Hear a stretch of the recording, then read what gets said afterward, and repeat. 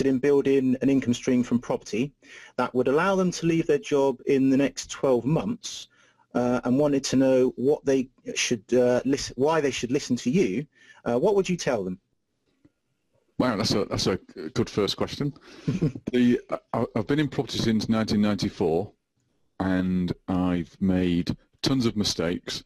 The first one I bought was it was a dump, if I'm honest. It was a 4-bed detached dump that I thought I'd make a fortune on doing it up and then selling at a massive profit. So I did that. It took me about 12 weeks to do this house up, and I lived in it as I did it, which was my first mistake. I don't know if anyone's ever done that, but it's the dirtiest thing you can probably ever do. I couldn't keep clean. There was dust everywhere all over the house, and it took me ages. But I managed to finish it. And when I finished it, I couldn't sell the thing because I was the guy that would drive to Wickes or B&Q every day to buy one screw or one screwdriver or one bolt or one bag of cement or whatever I was doing at the time. And I just had so much in the deal that I couldn't reduce the price enough to get rid of it, so I had to sell it for top whack, and it was a slow market at the time in '94, and I just couldn't get rid of it. So I must admit that all the cogs, I wasn't an experienced investor at the time, and all the cogs weren't in place. But what I did do is I managed to swap it for 2 houses from a developer in the northeast, and that was a 2-bed. Oh, I'll just knock that phone off. I swapped it for 2 houses, a 2-bed terrace and a 3-bed detached, and I lived in the 3-bed detached and then rented out the 2-bed terrace, and that was my first kind of cog dropping into place, because this one cash flowed quite well. It was a couple of £100 a month, and I thought, wow, if I could get some more of these, that would be on the way.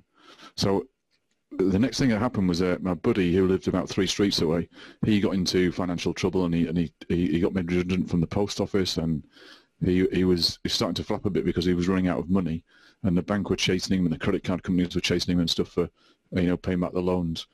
And we sat at his kitchen table and with a box of tissues, got everything out, all the credit card companies, all the loans, all the financial woes that he'd been going through. I sorted them out for him, and I ended up buying his house, and then I had him as a tenant for about 6 years, well, just over 6 years, and he's still a friend today.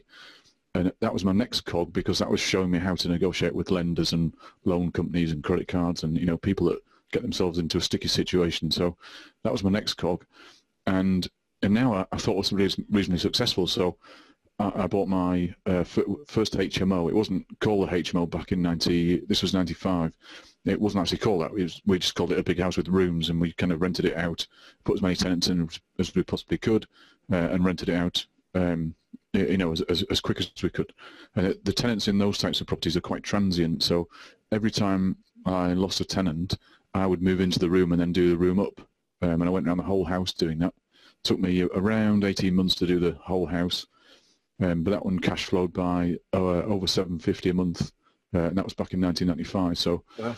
So that's when I started, and since then, the thing is, when you're operating a patch or an area, looking for deals or looking for leads and deals, you can't buy them all. You don't want every deal, because some of them don't suit. For instance, I don't buy flats at all. So if I come across a flat that's a deal, but it isn't a deal that I want, then I just trade it on and make some money.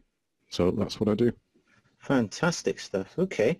Well, moving on to the next question, what would you say, what's one thing that perhaps even your most avid follower probably doesn't know about you? Oh, good one. What people probably don't know about me is that I spent 12 years in the British Army, and I saw some action, got decorated, and I had a parachute accident in my 11th year, and the parachute didn't open properly, and I busted up all my legs, and spent the next kind of nearly 12 years being that guy that would get a cab to the pub. I mean, I wouldn't walk anywhere. I didn't do any exercise particularly, and it took me a while and a few operations to get my legs right and stuff. And, wow. And then I, in 2010, finally, well, it was actually 2008, finally I was out of pain after an operation, and I went on to run the London Marathon in 2010. Oh, fantastic. Out of interest, what time did you get? I'm not telling you. Well, you completed it then, right? Yeah, I've got a completer's medal, but Right. or a finisher's medal they call it. But yeah, it wasn't pretty and it wasn't fast. Well, no, it says something for achieving your goals, sticking with it, because that's not easy at all. Well, congratulations on that. Okay. No, thanks, mate. Right, so